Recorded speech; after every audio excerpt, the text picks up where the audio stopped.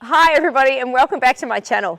Today's YouTube video is going to be all about boots. So we have Vendi as the 4 stunt legs and these are all the boots that he owns. So we're going to put on every single one of them. I'm going to tell you why I like them, the features of them and how to put them all on.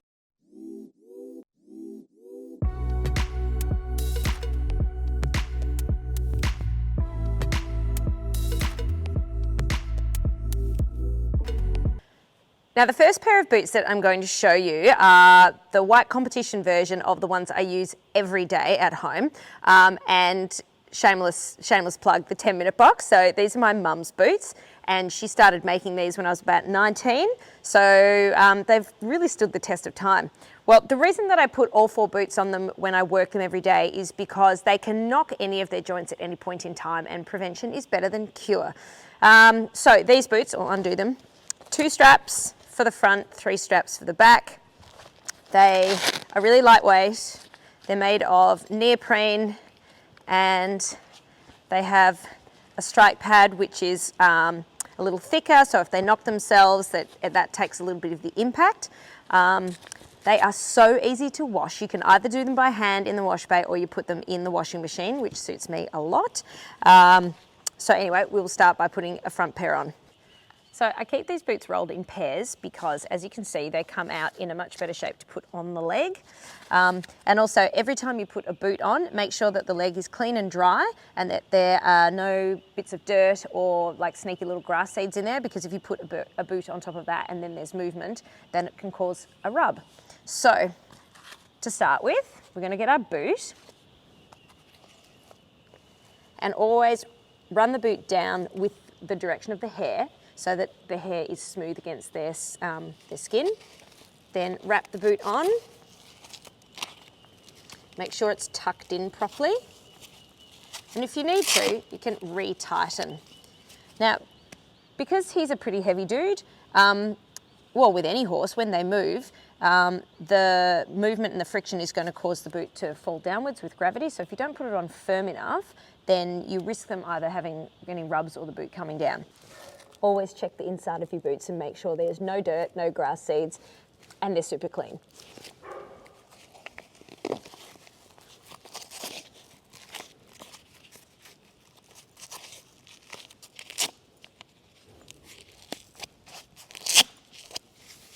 Next, we're going to do the show jumping boots.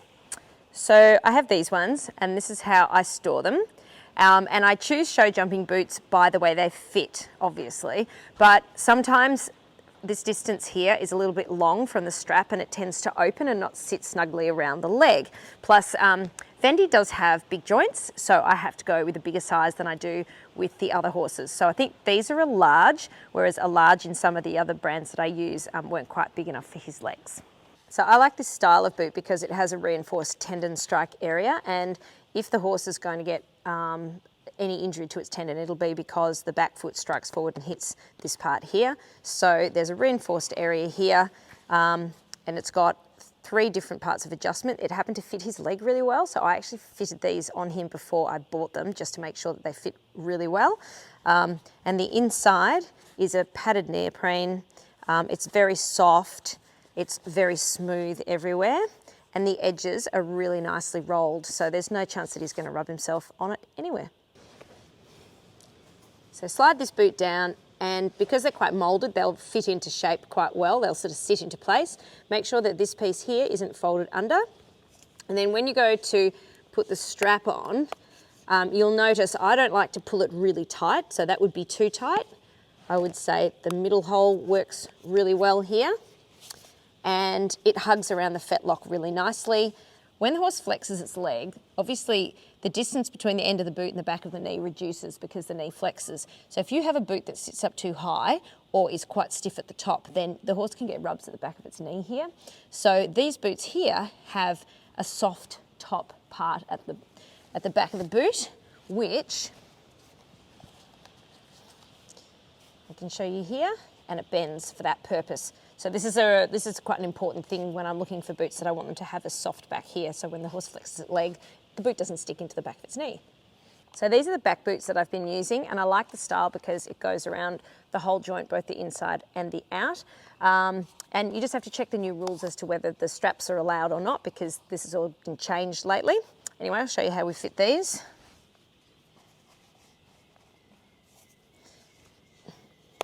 Again, they just mold really nicely around the joint and should hug into place. Make sure that the ends there aren't tucked under.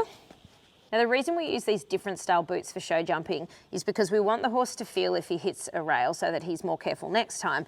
If the whole boot was completely closed at the front, then the horse wouldn't feel it as much. So the boot is really protective at the back and quite stiff so that the tendon doesn't suffer any damage if the horse knocks it with its back leg. But at the front here, the horse still has enough open room here so that he can feel a fence if he hits it. Same as with the back ones. So you can see that he has protection from hitting himself with the other leg here, but if he's going to hit a pole, then he'll still be able to feel it at the front. So now we're moving on to the cross-country boots, and I've got 3 different styles that I use to show you. Vendi has a particular one, but I do use different ones on different horses depending on what size their legs are. So this is the Escadron set. Again, it's got the soft part up the top, the back of the knee. This one has Velcro with a press stud. You always have to make sure that your Velcro is really clean. This Velcro probably needs a bit of a clean. And it has the molded shape, which is pretty much the same as a show jumping boot. And it has a smooth inner lining. Now, these straps are elastic, so when you put them around the front of the leg, you can really secure the boot and make sure it's going to stay on. Because remember, they're going to be galloping and this boot needs to stay on, and you don't want to get any bits of grit or stuff stuck underneath it. Okay.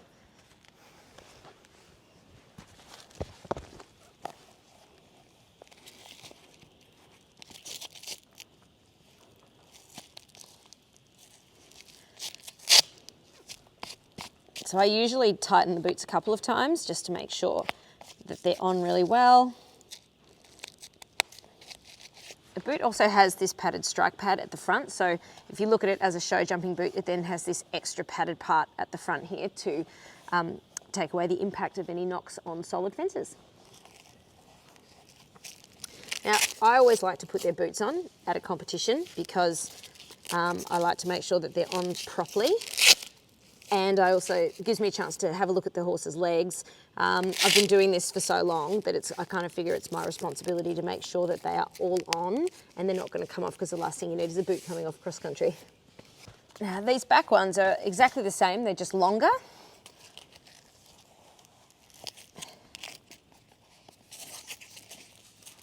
I'll often start using the middle strap to secure the boot, and then the top one, and then the bottom one. And you can tighten them all twice each. Now, these boots they're actually Zazi's boots. These are the Veritas E Vento boots. The reason I like these is because they have a good impact resistant feel to them, so they're quite dense. They have a strike pad at the front here, and also reinforcements where the horse is going to knock them at those specific areas. The bottom strap here I really like, because where the horse's fetlock comes out below here, it's quite a high flex point. So this has elastic on it to allow for that flexion movement to happen.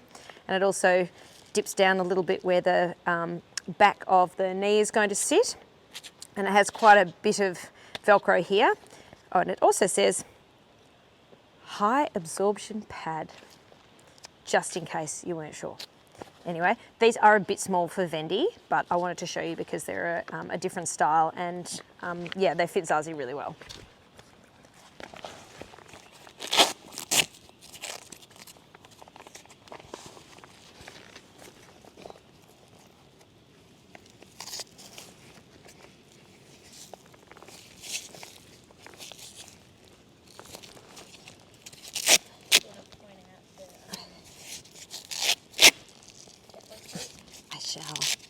So with these ones, I always do them up twice, make sure that everything is sitting smoothly.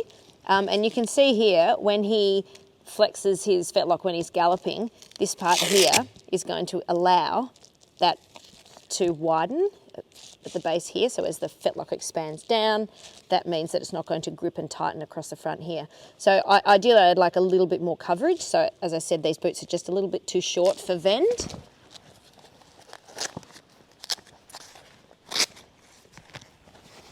And I think these are a large, so they didn't make them. I probably would have got him some, but they didn't make them big enough.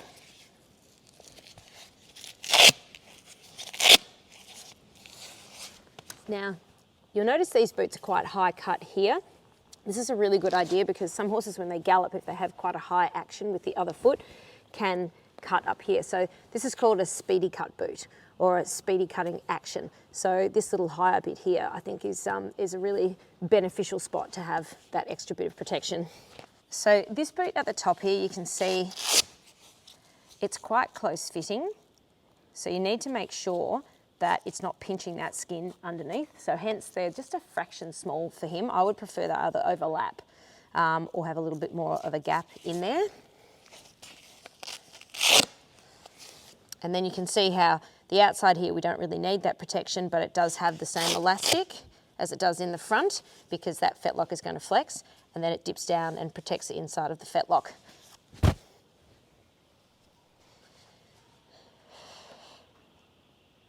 These next pair of boots are the PEI cross-country boots, and these are Vendi's boots because he's a little bit bigger. The sizings I find do run pretty big, and I think these are probably only a medium. Yep, they're only a medium. I like these boots because they have a really smooth inside and they've got these ventilation holes here. I think really when people talk about horses' legs getting hot with boots on, the best thing to do is just take the boots off. That's when they're going to get hot, when they're standing there with them on for too long. So again, these boots mould really nicely to the leg.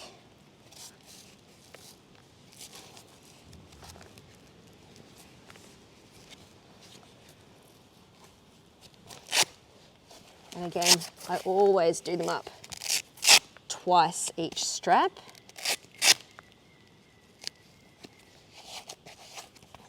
And they do hug and mould around the fetlock really well. So you'll notice these boots also have that speedy cutting protection, and they've got quite a solid pad through the front here. And I do like the leather because it flexes really well, moulds with the leg quite nicely. And again, these are done up pretty firm. So sometimes I've heard people say that these have slipped. And look, you know, everyone's horse leg shape is different and I can't speak for everyone else's circumstances, but I've found that if you do them up firm enough, maybe that's the problem, that they're not firm enough. And so mine, I've never had a problem with them coming down. Boots would have to be the most common thing that you can find in so many different styles. So again, you need to find the style that your horse suits.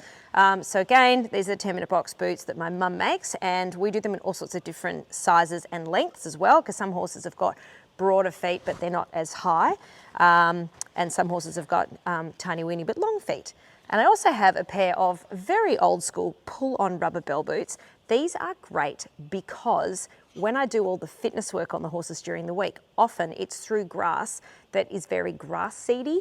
And so everybody who has to pull the grass seeds out of the Velcro gets very snitchy about it. So I thought if we went with the rubber ones, we didn't have to worry about the grass seeds.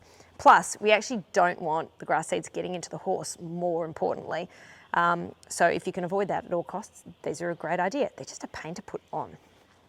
So these bell boots have two different straps here, and they go around. What you're looking to do is, I want to have a little bit of a gap here, and I would like that bell boot to almost but not quite touch the ground. Now, when a horse gallops and he's in thick mud, the horse's hoof is going to sink, say that far, into the ground, and it's going to push the bell boot up. So you've got to really look for rubs at the back here. This is one of the most important things with wearing bell boots. Make sure that they're not too tight and that they cover the bulbs of the heel at the back, because bell boots are obviously worn to protect the bulb of the heel here and the shoe from coming off by being overreached and struck into by the hind foot. Now this is a bit of a journey, okay, bear with me. So foot, get the bell boot as if it's going on to the foot, turn it inside out, Watch your nails. Pull it on. Then foot goes down, flip it over. There you go. I put the horse's knee in between my legs so that when I push back on the bell boot, I don't lose the leg.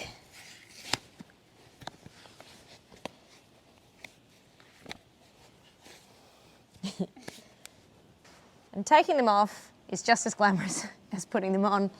So grab it underneath on both sides, pull it over the heel, and then pull it off. Just don't pull their foot off when you do it.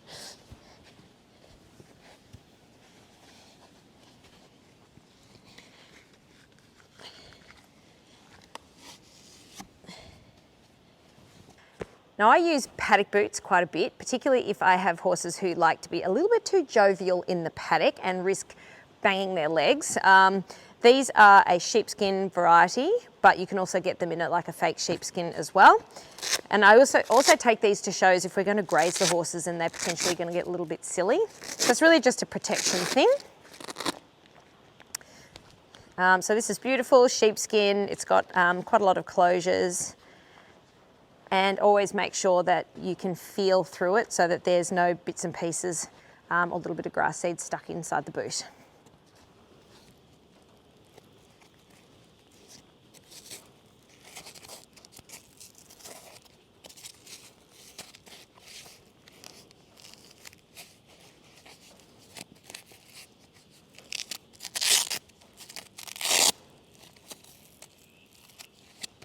These boots look a little bit confusing because they've got two sets of straps, but basically I've got the top straps going to the outside. So you've got to start with your first lot of straps going forward, which might look a little bit wrong, but the end result is correct. And then top strap.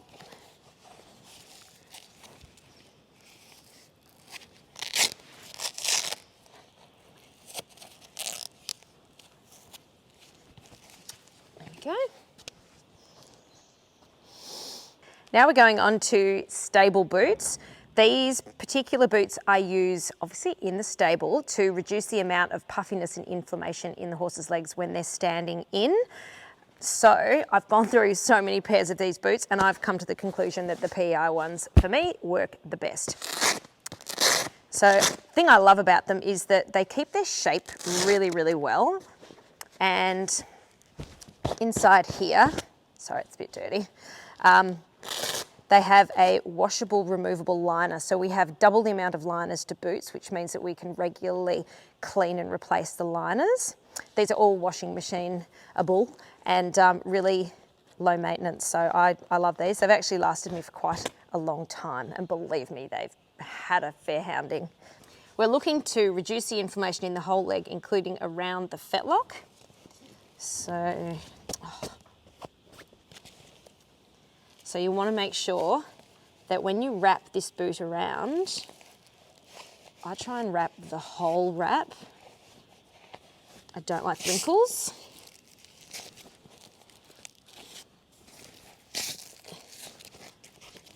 Again, smooth it out. It's really important you smooth it out, otherwise it's a bit like wearing, you know, a crinkled bit of fabric against your skin all night. It's going to end up creating a pressure point. So this is what we're looking for, no pressure points. It's got to be smooth the whole way. So these boots go right up to the knee, support the whole leg, the entire fetlock and the pastern. Now we're on to ice boots. So we use ice boots to reduce inflammation after some hard work or concussive work. And I've got 3 different styles depending on where I am, whether I've got a freezer with me or whether I've got just crushed ice. So at home I have a freezer and these boots are kept in the stables. So should be straight from the freezer. Usually I will hose these before I put them on. Ideally this one is for the other leg, but we'll put it on this way. So we're looking to start with the boot a little higher because sometimes they're a little tricky to get on because they slip down a little bit. So start with it a bit higher. And they've got elastic straps, so you can put enough pressure on them.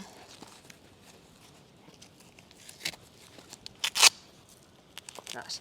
And that way we can ice the knee, all the tendon structures, as well as the fetlock. The next boot I use at home, because I've got this that goes into the freezer. This is the liner that goes underneath this boot, and this is the Horseware Ice Vibe. Fits really, really well, but it also has pockets inside, and inside here there is a little vibrating panel. And what this boot does is it maintains circulation whilst cooling the leg. So you're reducing inflammation, but you're also increasing the healing by making sure that you have blood circulation. So I actually bought larger size ones of these, and they're contoured to the leg, so around the back of the fetlock, and you Velcro it on, and they have left and top.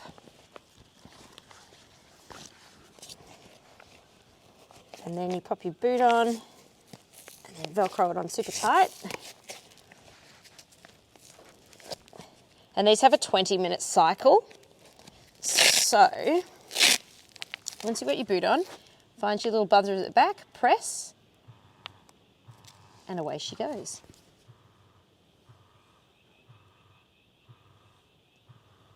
Now we've got the last pair, which are the ice boots. And these boots, again, these are a 10-minute box by my mother, and you can see here we have 12 pockets made of elastic that you can put crushed ice into. So when you're at a show and you don't have a freezer, these are the absolute go-tos.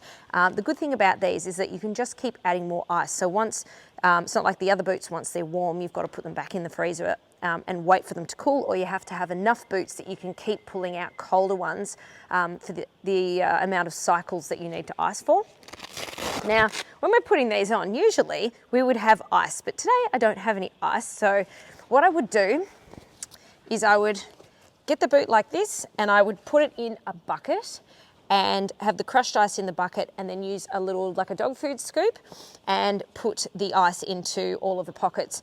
Don't overfill them. So crush the ice as much as you can, and then keep the pockets sort of flattish, because if they stick right out and you put it onto the leg, it's basically big chunks that are sticking into the horse's leg. And definitely, if you don't have an ice scoop, that's kind of like the mean job that you give the apprentice groom, because by the time they're finished, they won't be able to feel their hands. So the scoop is a great idea. So basically, you fill this full of ice, and it's going to be much chunkier. It'll be pretty heavy to hold. Keep it upright, or the ice falls out. Round the back, I always do up this middle one first, and bear in mind it's going to be quite chunky, and then go down here, because it will slip down. Now, I like to try and get the ice boot around the bottom of the fetlock here and make sure all of the structures around the pastern are also being cooled, and you'll see that it is tall enough that it will go all the way over the knee, so you can really get this boot going from the coronary band right up to above the knee. And the really good thing about it is that you can leave them in the stable wearing these, and they're really safe. Some horses not so happy about them on the back legs. We managed to get them on all four, but they are a super user-friendly idea that you can, as I said, you don't have to stand there and monitor them while they're wearing them. Thanks for watching my... He says, look, here are my boots. Thanks for watching my boot video. We just thought we'd put one of each on Vendi's legs to show you how they look in action. Anyway, don't forget to press like, share and subscribe, and please leave lots of comments below, because we love reading your feedback. Anyway, until next time.